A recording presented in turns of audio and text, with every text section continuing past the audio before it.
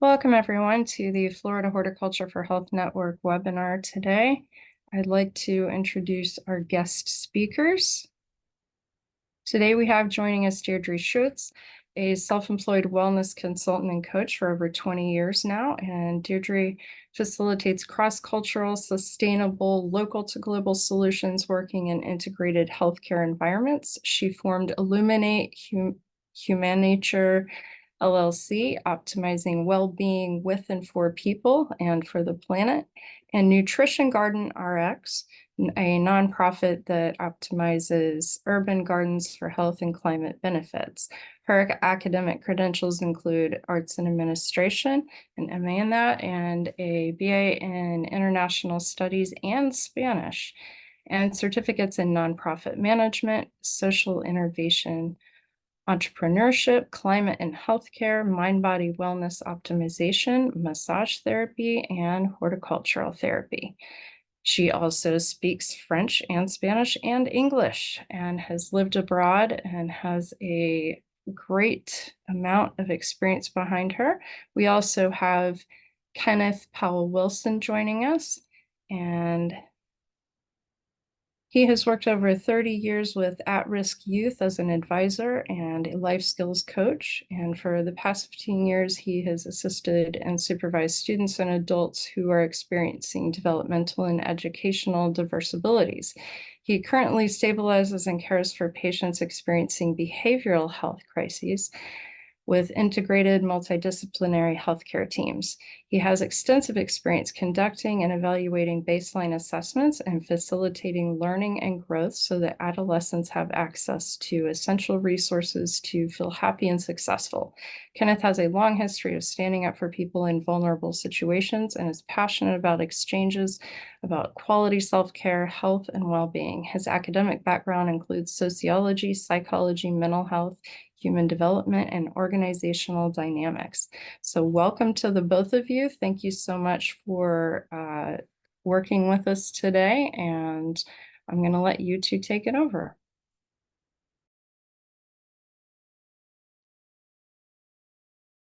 Thank you.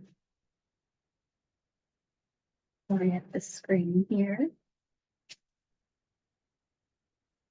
All right, thank you for having us today. Good morning, everybody.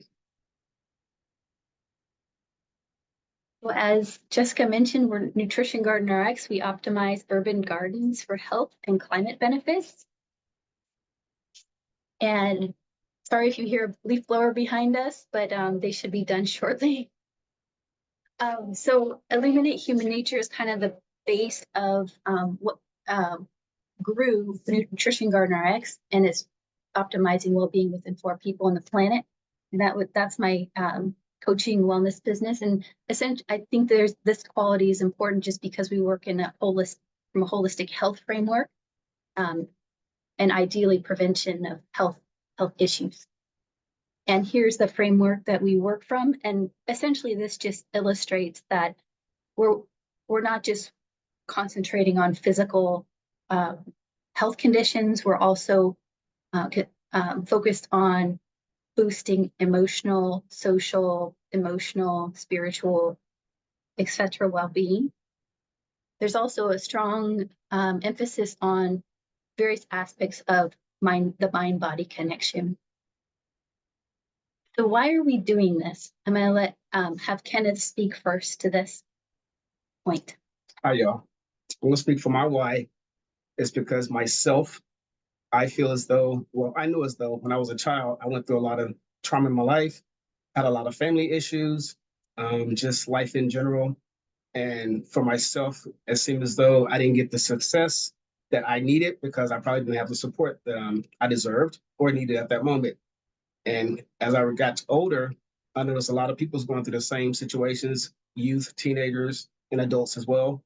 And I want to be the type of person that can intervene in their lives to help them not go through the same situations I did. And if they were to go through those situations, to get the support they needed as far as, advocating for themselves, being able to speak for themselves, being able to be out of situations and protect themselves and take care of themselves, including when it comes to special needs students, adults with disabilities, nonverbal adults, nonverbal students, I've seen a lot of that growing up, and as an adult, I just wanted to be the type of person to support them in all those aspects. So my why is just to help, learn, educate, and provide services for those that are in need that can't support themselves. Thank you. And in more of the organizational why, some of the research that I've done is I see a significant opportunity for all of us to get involved. With the underlying statistic that 97% of client scientists believe that climate change is being caused by human beings. So although this might be stressful to think about, I see it as an opportunity because it's caused by humans, we can change our behavior and better align with the ecology. And that's all you have to do. But there's a lot of elements to it. There are multiple avenues that all sectors I would love to see involved in. But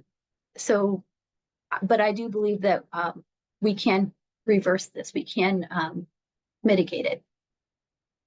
The United Nations also promotes that we need to be carbon neutral as a planet by 2050. And so it's not just the US that's involved in this dynamic. And so I see it as an opportunity for cross-cultural relationships to build and collaborations as well. And then United States healthcare, here's another opportunity, by far the most expensive in the world. And a primary reason is because of costly preventable healthcare issues. I've heard 75% of health issues are preventable. I would say 85, and I say that because a professor, when I was going through massage school, said that 85% of illnesses and health conditions are caused from stress, and stress is preventable. So improving health, Nutrition Garden RX, we emphasize nutrition because it's a way of disrupting health issues. And we are eating, most of us are eating fairly frequently. So it's a consistent avenue that we could focus on to boost our own behavior change and have a reflection process around how we could shift in better alignment with not only our human health, but the ecological health. So US healthcare costs are projected to increase drastically due to climate change impacts. And people with low income are projected to experience more harmful effects than people with middle or high income. The opportunity I also see is that we can redesign how we offer services in healthcare. Both of us work in integrated healthcare settings and see an opportunity to realign how we treat patients, how we intervene on behalf of their well-being. And if we were to design healthcare solutions in alignment with climate and equity at the same time, we're solving for all three of these issues. So here's what we've come up with. So again, optimal health, ideally prevention, climate and equity. Our design approaches are critical because how we go about things will create a different result. How we design the different components and the collaborators will produce a different result. So we're very mindful of our design processes. We work with the 12 aspects of well-being framework. This is something I created from my wellness practice. And it, again, a holistic emphasis using 12 different points of reflection. And we also gather perspectives from different sectors and disciplines in our designs, and the cross-cultural opportunity is infinite and really rewarding. So we're creating cultural specialists, adapt models to make sure that they're well aligned, culturally relevant to the population we're working with. Excuse me, Deidre, your microphone seems to be going a little fuzzy. Okay. Is this a little better? It is, yes. Okay. So I'm trying to advance my slide, but it's not going just yet. Try a couple different buttons.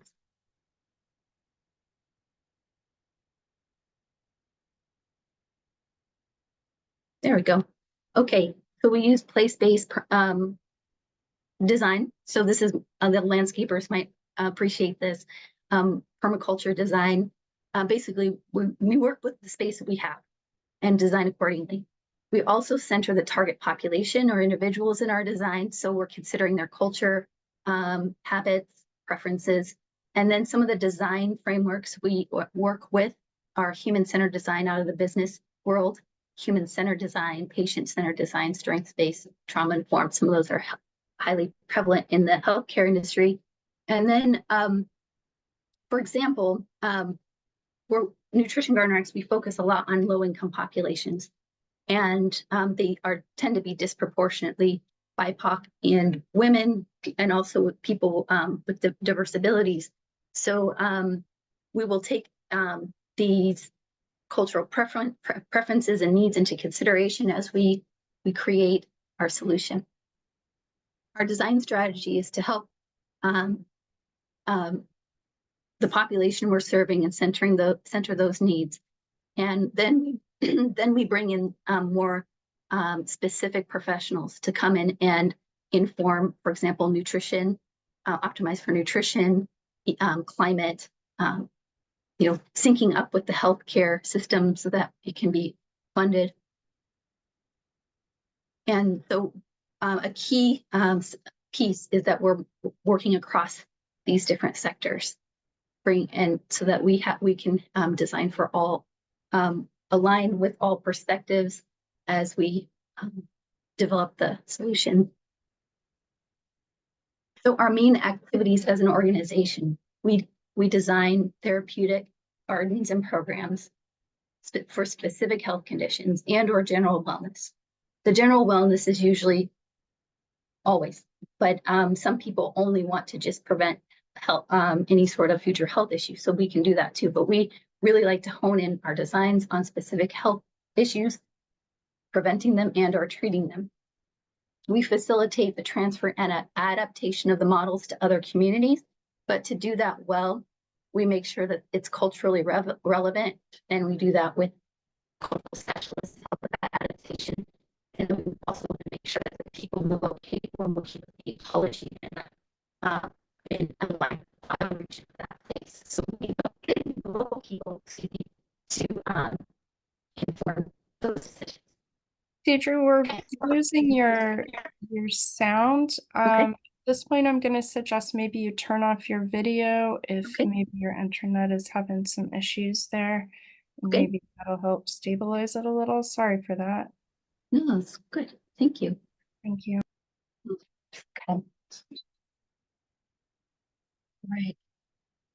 All right. And then we advocate to the community about the health and climate benefits of gardens and inspire investments. And we do this particularly with the healthcare community because our US healthcare system is a massive economic system. If it were a country, I've heard a statistic that it would be the 5th largest economy in the world. So getting some of that healthcare money with the intention of serving health is a powerful driver to these types of solutions. And of course, I love to see it used to boost more balanced ecological systems and human health. So our background is the research started in 2018. We formalized the organization in 2020, and we did our first pilot to address diabetes in 2021 through 2022, and that was with over 20 organizations. They were nonprofits, small businesses, local government organizations. And essentially, we went through a food as medicine series to learn about and potentially find a solution to medically fund a food as medicine type series that was culturally relevant to a particular population that had nutrition access barriers. So that's not what this presentation is about today, but that's a summary of it. And it also kind of speaks to why we focus quite a bit on nutrition. And then in that pilot, Kenneth Powell-Wilson, who's here today, as you see, he started identifying gaps in our behavioral health care system. And I'll let him speak about his background here in a moment, but his observations, that pattern recognition, led to us shifting gears in and focusing on a self-care and well-being project. We focus primarily currently on youth ages 24 to 20, I should say 14 to 24. But we have had requests for other age groups as well. And 2024, so we went through our planning phase the last couple of years. Now we're implementing this year. Here's that diabetes pilot we got. We were featured in the local newspaper. Kenneth is on the left side there in the upper left. And again, food, why we focus on food. It's an inclusive unifying tool and language. It's something that everybody can relate to on the planet. So we can use that as a medium for conversations, whether it's peace building or cross-cultural understanding or exchanging wisdom or knowledge. So, and then also it's a great way to connect people to their ecology, because if we have a healthy ecology, we have healthy soils, then our food is also more nutrient dense. And once people start feeling what that feels like in their body, they don't go back to the lower nutrient dense foods unless they get really busy and lose their cadence. But it's not because they don't choose it, from my experience. From my work in wellness, I've noticed 4 common access barriers to quality nutrition. One, just awareness of quality nutrition education. There's a lot of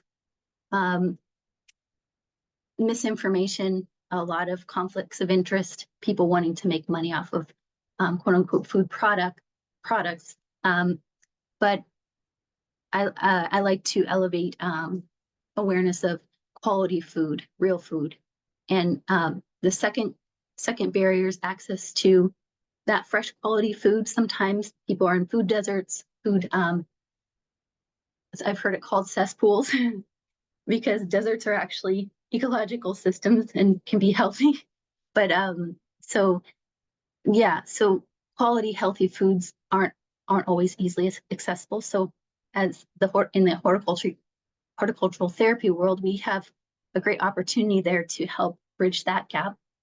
And then ability to be able to prepare the food, like how to do the food preparation, and then the time to be able to bring ingredients together for snacks and meals. And then absorption, which is, even though we're eating something, doesn't necessarily mean it's going into our body and utilized for our health. It might just be going straight through, or then there's other substances we might be ingesting that aren't food at all. So again, we're focused a lot on nutrition equity. We want to make sure that low-income populations who are, and we focus a lot again on BIPOC and women, and in this case, at the intersection of where we encounter diverse abilities, clients with diverse abilities as well. And Kenneth, I'm going to hand it over to you to explain a bit explain a little bit about your background, because it's significant to how we've designed our priority project, which is that self-care and well-being project for youth. Thank you, Deidre. I would like to say, first of all, I agree with everything you're saying. It's beautiful. And just to chime in on that portion, it's an old cliche when they say you are what you eat. But at the same time, I would like to say that a lot of times we feel we're eating certain things that are healthy for us and things that are vibrant for ourselves. But sometimes we forget to look at where the food itself comes from, just the source. For the example, the soil. You can have foods, it can look good, it can taste good, but the soil is not protected. The soil is not organic, it's not fertilized correctly and safely and healthy. That also plays a major effect. My background started back in approximately 1995. One of my first professional backgrounds, I should say. I was teaching the kids, I was advocated and brought in to teach a kids martial arts class for kids the age of 5 to 14 years old. And the reason I was working with these kids, I was in Hawaii at the time, and it was a pretty rough neighborhood. We could say low income neighborhood. It was a lot of crime. And coincidental, this neighborhood was literally 4 blocks from the Hawaii Correctional Institute, which is the state prison in Hawaii. They had me working with the teens over there because a lot of those kids and the teens' parents, uncles, and aunties were actually in those facilities. And for some particular reason, when we look at Hawaii like this beautiful place to visit, tourist capital of the world, awesome, that's great. But there's neighborhoods that we don't know about, neighborhoods they don't talk about. So being in Hawaii, working with these youth, beautiful Hawaiian kids that don't have, as far as food, they don't have stability in their homes, they don't have adults in their families to work with them. So I taught this martial art class. It was mostly about meditation, understanding adults, respect. It almost kind of like, I don't know if you all know about Tai Chi, but it was more like the kind of an aspect of Tai Chi.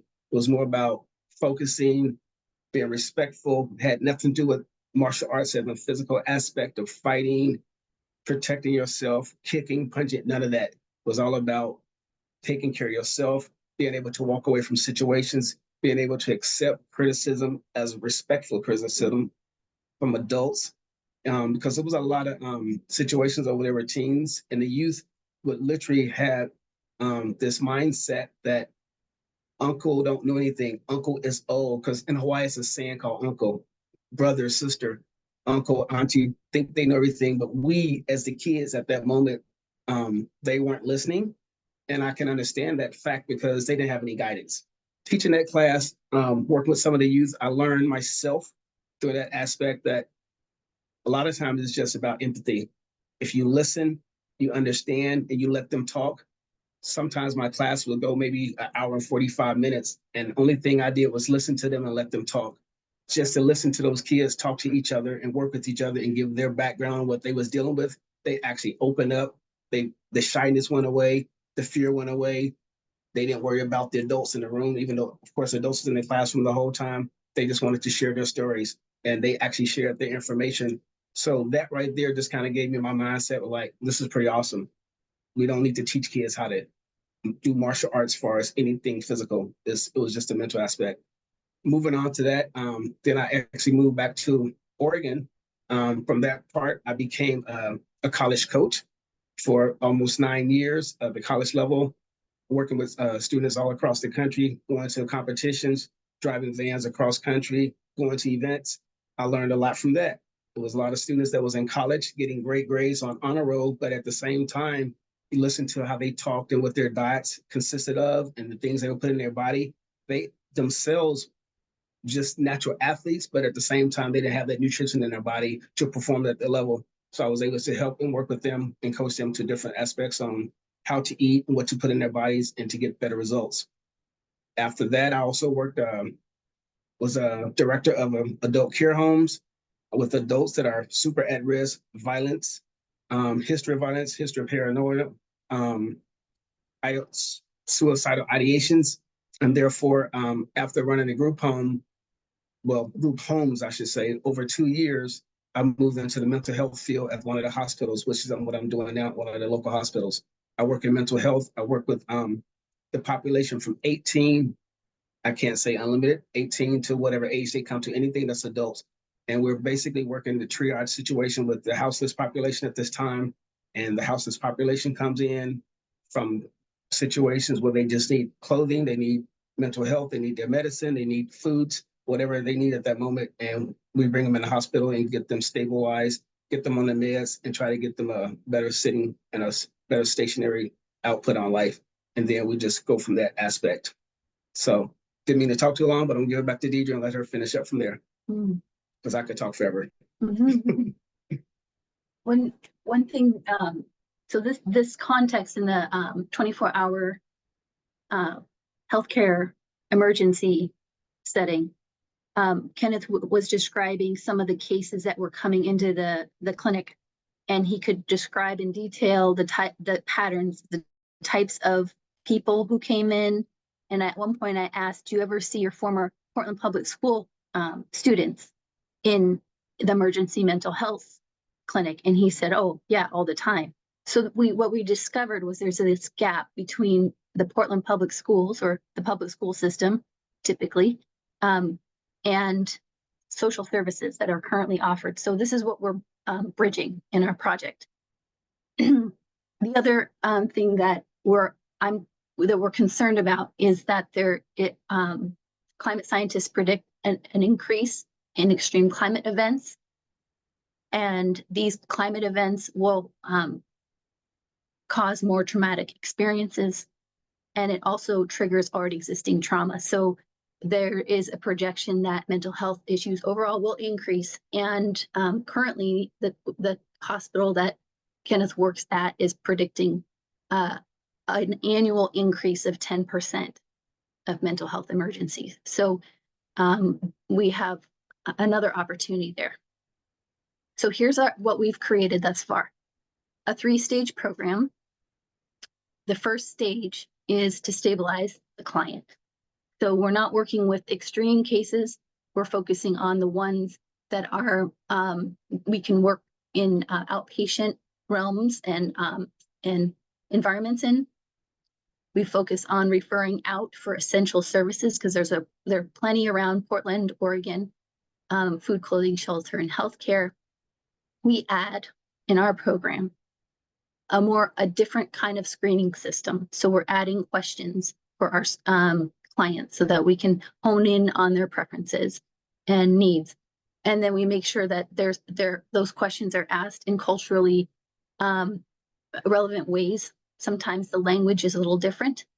And then we also make sure that the environment is therapeutic. And I bet a lot of us can relate to going to a hospital setting and not feeling very therapeutic, because it can feel kind of terrifying. But we make sure that the environment is real soothing. And for the second stage of our program, this is real key, and this is what seems to be missing a lot in the cases that we're seeing, is the self-care and well-being awareness and tool set. And so we coach in the self-care and well-being significantly, and we bring in we add our own, again, I went the wrong way. We use the 12 aspects of well-being framework. So we're checking all the boxes around health and well-being. We customize activities that support the clients, and then we take people where they are, because nothing is going to be integrated in their patterns or awareness if we're not addressing what's coming up for them in that moment. So taking them where they're at is very important. Here are some pictures of some of our programming. This is a community garden space. It was an immersion Saturday event.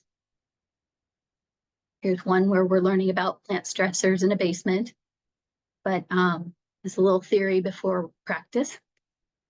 Here's a harvesting and donating activity where we're taking the abundance and bringing it over to a health organization that works with kids with severe health issues. And then qualities that are key for this stage are to create a space for self-reflection. A lot of these youngsters need space, just to be peaceful and have some mental spaciousness to even think. Build self-awareness are some, we do that in various ways. Evocative coaching, for example. Develop practices and tools to help center their mind, their well-being, themselves, and then sustain that state as much as possible. And then we create a dynamic, engaging environment. So we're paying attention to them. And then it's very clear that our priority population, and I don't think we mentioned this yet, we're prioritizing Black youth living patterns of trauma and irreversibilities. This population notice, but it clearly prefers experiential hands-on learning.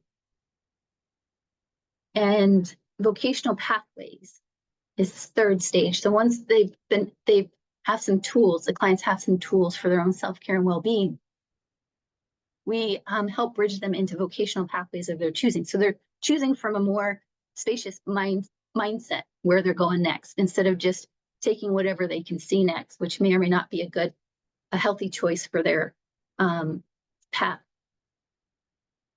Here's one of our sites, the Urban Garden Center site that's already been well developed by a community group here in Portland. And here we have a professor who works at a local community college who helps with some technical skills. And we're developing ways of bridging into a community college if the youth would like to move more academically in that realm. Here's another site, the other hub we're working out of. And so this is pre-food forest. This is winter. You can see the gate off to the right. There's a fenced in area, and that garden space wraps all the way around that futsal court. So it goes along that wooden fence, along the right side, and all the way along the back. Great sun exposure. This is what we're designing with the local Boys and Girls Club right now. And at this site, there's more of a K-12 focus. And we'll talk about food systems, vocational training, link it to STEM and STEAM education that's going on already on site. And then we're pulling from a lot of different food forest examples for our design. The person we're working with an Oregon State professor who teaches about food forest design and implementation at Oregon State University. And I think Melissa Bierman's on this call today, my internship supervisor for HT. She's also might know Marisha Borabach because they're both at Oregon State now. Stage 3, key qualities. So this vocational bridging stage, we're focused on social skill development, technical skills, if they want to move into these regenerative agriculture, food systems realms. But we can also refer out to other professional programs if that's what they're feeling driven to do. And then professional practices, so being on time and some of those basics. And what we add, and these are key, connection to the ecological systems, because it helps the youth gain a sense of control. When we understand the people-plant connection a little better, we understand how we affect our environment and vice versa. So we coach in connecting those human earth interconnections, and usually a very grounding experience. And this is really important for in urban environments where there are fewer green spaces. Portland has a lot of great parks and such, but what we found was in one of our pilot programs last summer, about 50% of our target population in one group had never been in a garden before. So essentially it's important to help create that access to nature in environments that is less accessible, like urban environments. And then we create new professional opportunities that are connected to the ecological professions or the green economy, you could call it. But this is significant for our target population because historically it's been highlighted that there is a disproportionate lack of Black leaders and workers in the green economy spaces. And so what we'd like to do is help in just introducing these opportunities, because then it provides even more options. And especially if they're in alignment with human health, that's another bonus long term. And then we also encourage another thing we add is a lot of reflection about the vocational future, really aligning with that inner aspect of themselves so that they're motivated to continue with it. It doesn't deplete them from being in a work environment that's uninteresting. So here are some, as we're wrapping up here's some keys for successful programs. So we've done the diabetes design thus far. our vocational development or this self-care and well-being program, we also have a couple other programs emerging. And these are the keys that we have found are important. Make sure that it's grounded in the culture of the people that we're aiming to serve. And what we do that by bringing in people who have a lot of experience cross-culturally, but also very specifically with that particular population. They can help with the translation of the needs because they aren't always literal. It's not always easy to understand what adaptations need to occur. Unless, sometimes it helps to see examples or translate the information that you receive from the clients a little differently to bridge additional layers of culture. And then coaching. So, just coaching and building and enhancing skill set. So that strengths-based approach, but then add information, add things that add opportunities they might be interested in, and let them decide. So it's an evocative model, and then take them where they're at the next step. And then collaboration across sectors, disciplines, cultures. We work and touched on this. We work with leaders with experience in multicultural teams. And then here's something to highlight here, not just culturally relevant, but this is what Kenneth brings to this project that's really strong, is he's very gifted at understanding the difference of, what's cultural, what's trauma, and what's a diverse ability that could be better supported. And it's not always crystal. There's sometimes overlap, but the people who can distinguish between those three realms, culture, trauma, and diverse abilities, are are critical in our success for this project. And then we focus in wellness. So again, strengths-based, we're focused not so much on the injury or the illness, but the well-being of the person and enhancing the well-being of the person from their perspective. So we're using holistic, again, framework, skills for vibrant health, and we're connecting them with community contacts who, for example, already provide services or supports that they're seeking. So we'll help connect to various community networks and supports that will also sustain their success over time. Yeah, especially in that bridging phase when they're moving out of the program, that's critical to make sure they have the supports. And then collaborations across these different sectors. Something that inspired me to start this project is these are all, I like to connect people and reinforce people working in with who are interested in aligning with climate solutions. I mean, you can find those folks in these sectors. These are just a few, but I love in enhancing the economic circulation in these directions. So that's the general presentation we have prepared, and we would love to hear questions. We can elaborate on those points. How can we help? Thank you, Thank everybody. you both so much, Deidre and Kenneth. Thank you. And if everyone will please submit their questions in the chat box, we'll try to get to everyone's questions. We have plenty of time for discussion here. We do have a couple of questions so far, and you all might have received some directly to you, so feel free to check your chat box as well. Okay. One question we have is, can you recommend any good literature sources on diverse ability? This is, I will admit, a new term for me, and how it's defined and understood, and how to work with that.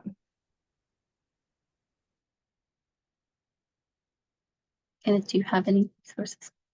As far as hard reads, I personally don't have any recommendations.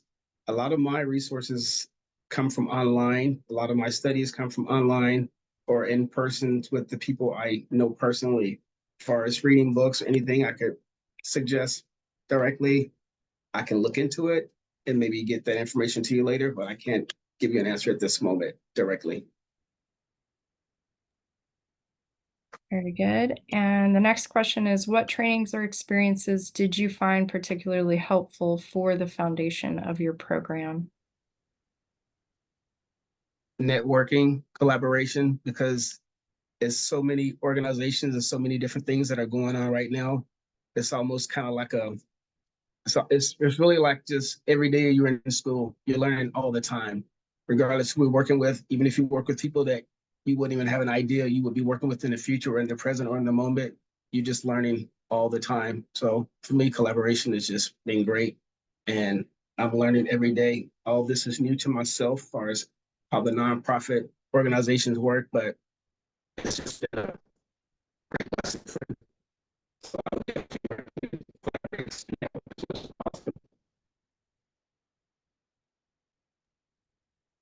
Very good. Do you have, oh, go ahead. Exactly. One thing I think we're learning as we co-design these projects is that people have the already existing knowledge somewhere.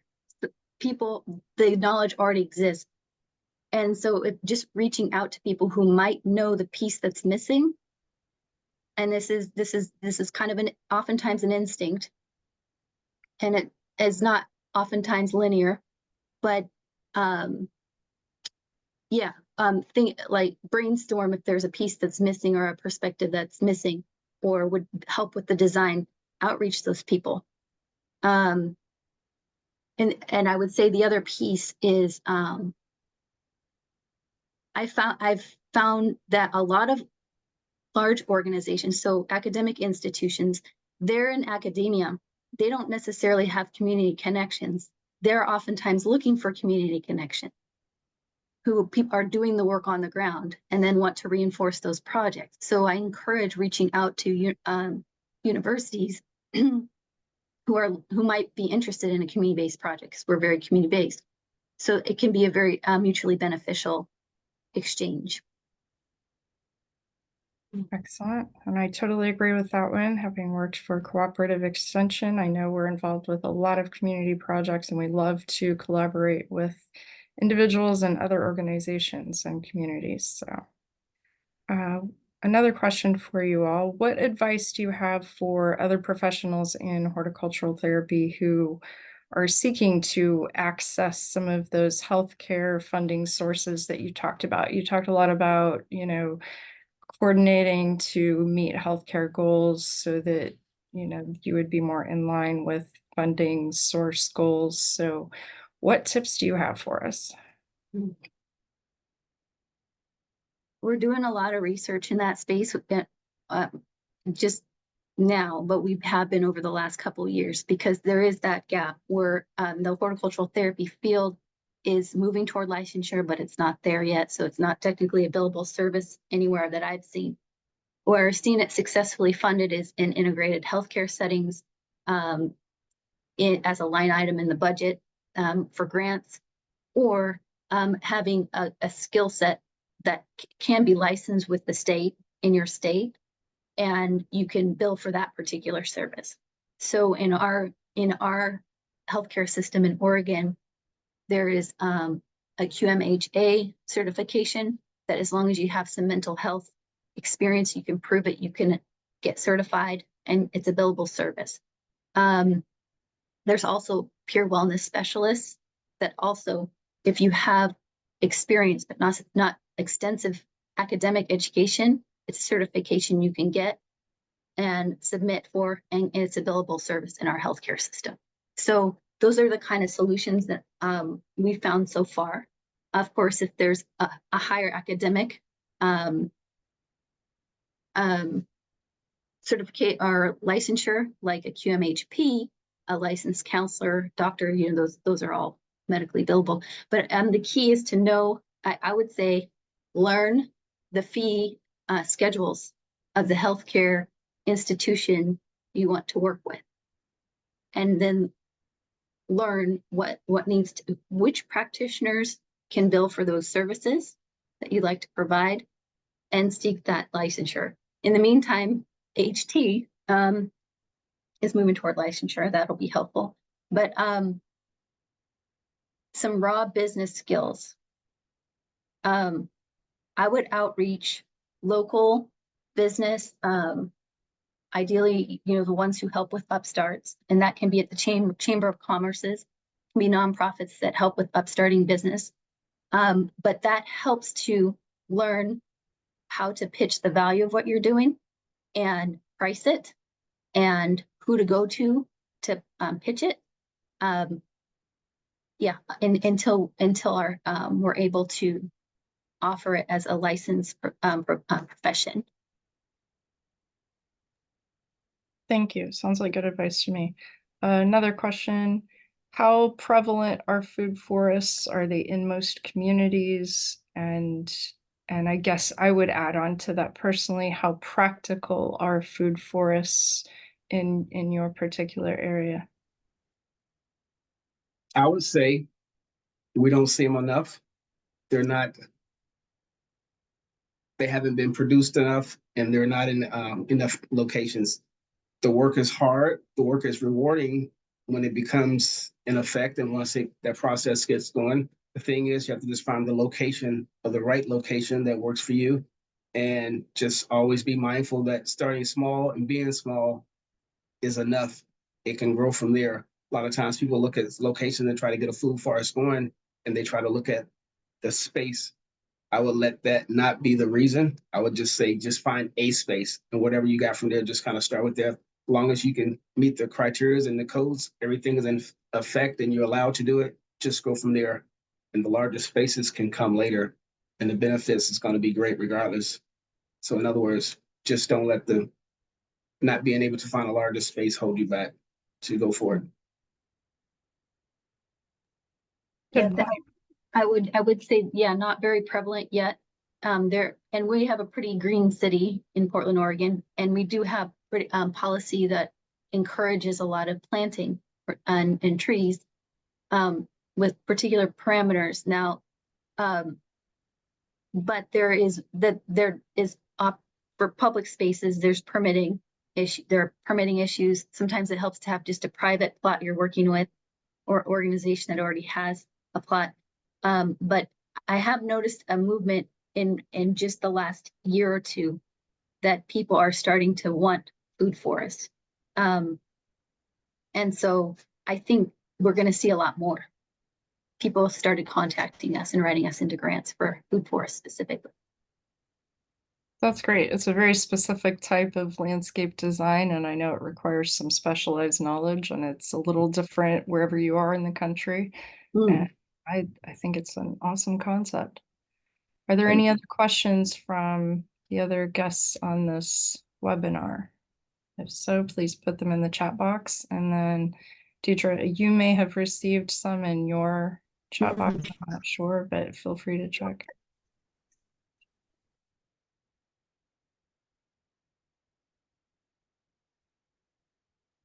I was also good while I'm checking my chat. I was going to say that also food forests, I think, tend to be most successful if you have the avid gardener who's the champion, or a community with multiple people circulating through it to be able to help with the maintenance and the balance of the ecology. So it's going to add that piece. So here's a chat question. Are you able to do HT activities with the patients in the hospital you work in? Just to be direct, straightforward, at this moment, I would say no. And that's why we're doing these projects and doing what I'm doing. So we are allowed to do it to a broader spectrum. The hospitals really just want to honestly give a medication, prescribe drugs. And I hate to say it as a money pit, but that's really what it's becoming, because I see patients come in all the time that could use those benefits. Even though we have garden spaces on the property in the hospitals, that space is not being used adequate enough, or as it should be. It's more of we're going to prescribe you, we're going to write your prescription, you're going to pick up the prescription, we're going to set you up with housing. We're going to set you up with maybe inpatient care, and we'll go from there. But yet still that space outdoors, the garden space that can be used for that situation is not being advocated for. Even though we speak about it, you know, at the moment we're employees. So you can only say so much, and they listen and they kind of have that conversation. So, oh, that's a great idea. That makes sense. But getting still, when it's actually time to implement it, they just don't allow it. So that's another reason why I'm doing this, because I just know there's benefits to it, and it's not being used in hospital settings as much as it should. I was going to add that also, and if I think Melissa's on this call, my advisor, Melissa Bierman, she used to work at, I believe, the same 24-hour emergency mental health clinic and used to do HT there. Now, during COVID, from my understanding, and I don't want to speak for her, my understanding is that it hasn't been, the garden space has not been being used. And I don't know if it's for capacity reasons, or if they don't have the professionals to manage the space and or the people plant connection there. But I don't know what the history is, but there is a garden there. I've seen it during our classes. And so, and the other thing I remember Kenneth mentioning is there's a distinct difference in his clients, and he's on the front line of some of the more intense cases, that the ones who opted when HT was provided in the clinic, was offered to patients and they chose it, they tended to be happier. They tend to de-escalate faster. They tended to ground faster. They seem to have a more healthy outcome. And I just want to highlight that because he didn't mention it himself. But I think that's significant. And then the other piece is, and Kenneth, maybe you can speak to this, is when you were working with kids in garden spaces and during our pilots over the summer, what you noticed in them as well. It was a similar phenomenon. You want to speak to that? For sure, that's true. It's just a major difference just being out in that environment and working in those environments. You can just see the change. You can see the growth. You can see the lack of the calmness return. You can see the openness come about. Because in the beginning, they would be more shy. They'd be more distanced. They'd be more of, why are we doing this? Why are we here? What is this all about? But once they understood the situation and what was offering and how they could learn and grow from it, you could just see the change. You can just see the calmness. Even some of the tougher youth that we consider, come in kind of, masculine, tough guy. Next thing you know, they're smiling, having fun, and just enjoying that situation. So it definitely, there's a reason for it, and it has its benefits. And as Deidre mentioned, in the hospital, the gardens are still there. They're still being used. They're just not being used adequately enough or as often as they should be. So it's kind of being held back a little. I can't say that's intentional because I don't know, and it would be wrong for me to say that, but I just know it has major benefits. Thank you. One last question. There are many concepts of looking at and understanding trauma, and what framework specifically are you using, or what books or other resources could you recommend?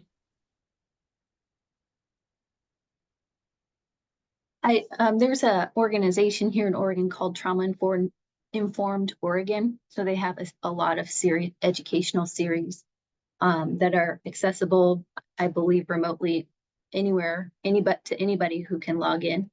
And there's a different, site-specific trauma series. I just took one for supervisors.